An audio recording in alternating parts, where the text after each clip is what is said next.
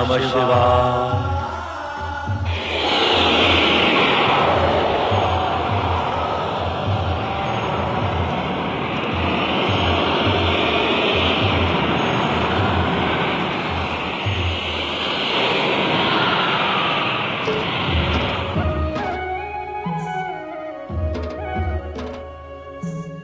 आप कौन है सर्वशक्तिमान? आपका स्वरूप बता दे गई, इसका रहस्य बताइए। हम हैं अर्धनारीश्वर, शिव और शक्ति का अभिन्न रूप। अर्धनारीश्वर? शिव और शक्ति का अभिन्न रूप। हाँ श्री हरि विष्णु जी, श्री ब्रह्मा जी, जिस ज्योति स्तंभ का आप दोनों युगों युगों तक अनुसंधान करते रहे, वही अर्धनारीश्वर रूप में आपके सामने प्रकट हुआ है। शिव और शक्ति एक दूसरे में समाये हुए हैं। शिव में ही शक्ति है और शक्ति में ही शिव। आदिदेव सर्वशक्तिमान महेश्वर सदाशिव और आदिशक्ति मां शिवा के अर्धनारीश्वर रूप को प्रणाम। हमारा तप सफल हुआ, आपके दर्शन पाकर हम धन्य हुए। एको हम बहुश्याम।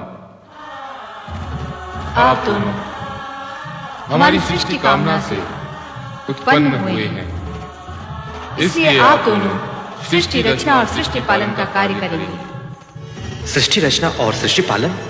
हाँ श्री हरि विष्णु जी, श्री ब्रह्मा जी, हमने जिन 5 महाभूतों पंच तत्वों का निर्माण किया है, उनसे आप सृष्टि और प्राणी मात्र के सृजन का कार्य करेंगे। और श्री हरि विष्णु जी, श्री ब्रह्मा जी जिस सृष्टि का सृजन करेंगे, उसका आप पालन करेंगे। जो आ गया अर्धनारीश्वर। हे अर्धनारीश्वर शिव शक्ति, क्या आपका यही रूप संसार के लिए पूजने योग्य होगा? नहीं, ये हमारा दिव्य सात्विक रूप है। शिव का संसारियों के लिए पूज्य रूप सृष्टि रचना के पश्चात कैलाश पर प्रकट होगा। और आदिशक्ति?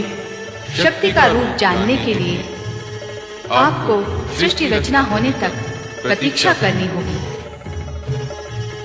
अब आप दोनों अपना अपना कार्य प्रारंभ कीजिए।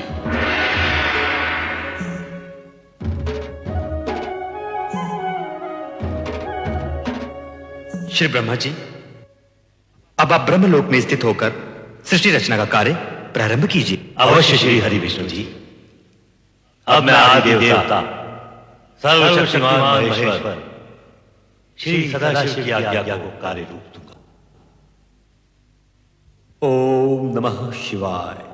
तदुपरांत शिवाज्ञा से ब्रह्मा ने पंच तत्वों से सृष्टि रचना का कार्य प्रारंभ किया। सर्वप्रथम उन्होंने ऊर्ध्व आकाश में स्वर्गलोक की उत्पत्ति की। स्वर्गलोक के सिंहासन पर स्वर्ग के स्वामी देवराज इंद्र के साथ उनकी सहधर्मिणी इंद्राणी शचित हुई। साथ ही प्रकट हुए इंद्र के सहायक देवता गण, जो अमित शक्ति के धारक थे, और स्वर्ग की सुंदर अप्सराएं। स्वर्ग रचना के पश्चात ब्रह्मदेव ने 7 समुद्रों से घिरी सप्तद्वीप पृथ्वी की रचना की। ये पृथ्वी पर्वतों, वृक्ष, लताओं और झरनों से पूर्ण थी। पृथ्वी पर भांति भांति के जीव जंतु, पशु पक्षी वन प्रदेशों में प्रकट हुए।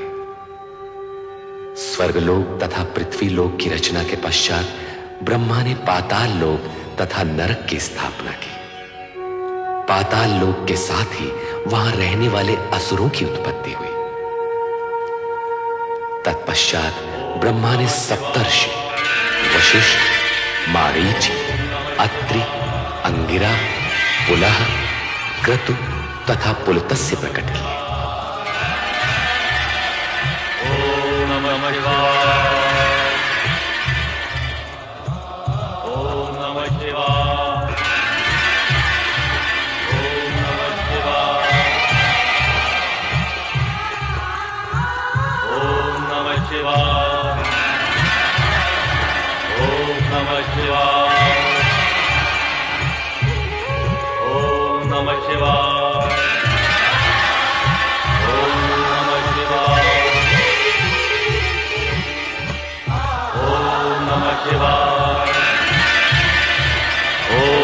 नमः शिवाय।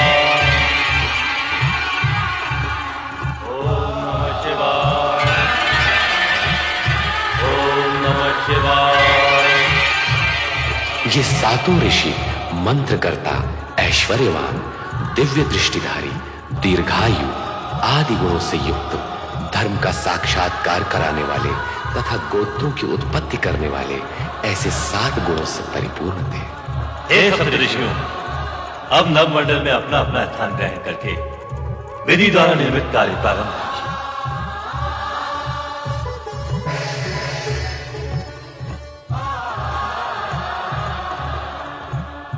ओम नमः शिवाय। प्रणाम परमपिता। ओम नमः शिवाय।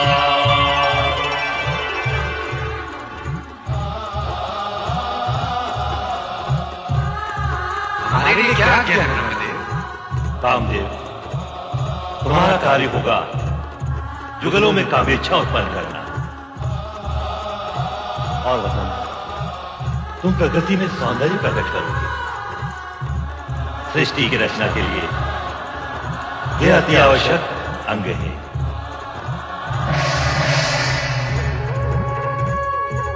ओम नमः शिवाय। नारायण नारायण। नारद अपने मानस परमपिता ब्रह्मा जी को प्रणाम करता है। आयुष्मान भव नारद। तुम श्री हरि विष्णु के परम भक्त के रूप में प्रसिद्ध होकर संसार में धर्म और भक्ति का प्रचार करते हुए संसारियों की उलझी हुई समस्याएं सुलझाओगे।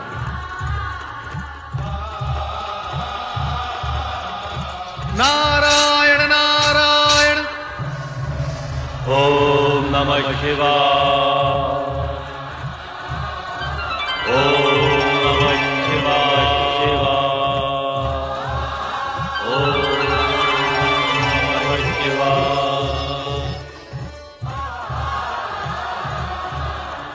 सृष्टि में प्रकट होने वाले प्रथम पुरुष तुम मनु महाराज के नाम से जगत में प्रसिद्ध होगे, और सृष्टि में प्रकट होने वाली प्रथम नारी संसार तुम्हें शत्रुपा के नाम से सदा स्मरण करेगा। हमारे लिए क्या आज्ञा है परमपिता? आप दोनों वैदिक तथा सनातन धार्मिक विधि के अनुसार एक दूसरे को पति पत्नी के रूप में स्वीकार करके मैथुनी सृष्टि द्वारा प्रजोत्पत्ति का कार्य प्रारंभ कीजिए। जैसी आपकी आज्ञा परमपिता। ओम नमः शिवाय।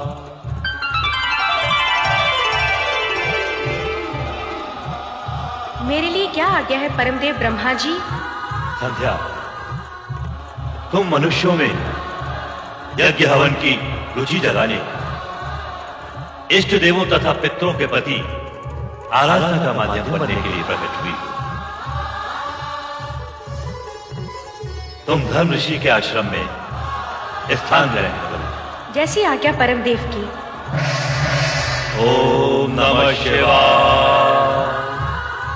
हे सदाशिव, आपकी इच्छा से ही हम ब्रह्मा विष्णु उत्पन्न हुए, सारी सृष्टि समष्टि प्रकट हुई। आप ही समस्त ज्ञान विज्ञान, कला नृत्य, संगीत और विद्याओं के आदि स्रोत हैं। मैं आपसे प्रार्थना करता हूं कि विद्या, निपुणता तथा संगीत साहित्य की प्रेरणा समस्त सृष्टि के प्राणियों में जगाने के लिए देवी स्वरूपणी एक दिव्य शक्ति को प्रकट करें, जिसके नाम से मानव मात्र में विद्या, बुद्धि तथा कला संस्कृति प्रकट हो।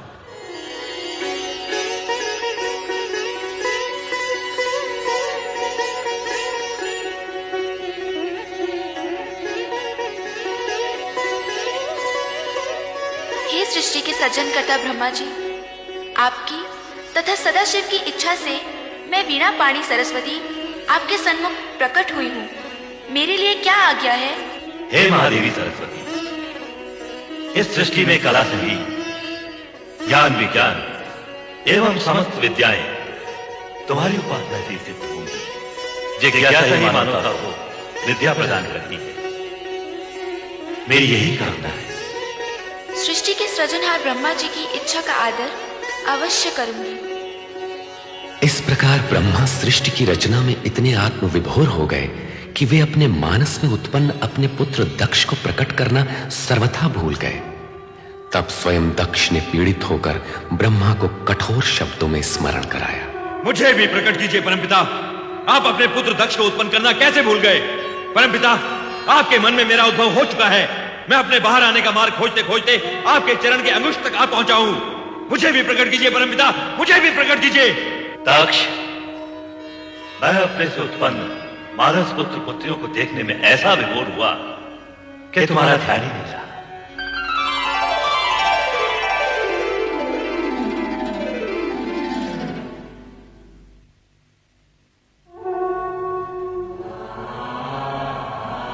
मेरे मानस पिता ब्रह्मा जी, मैं दक्ष प्रजापति सर्वप्रथम प्रकट होने का अधिकारी था, परंतु आपने मेरी उपेक्षा की।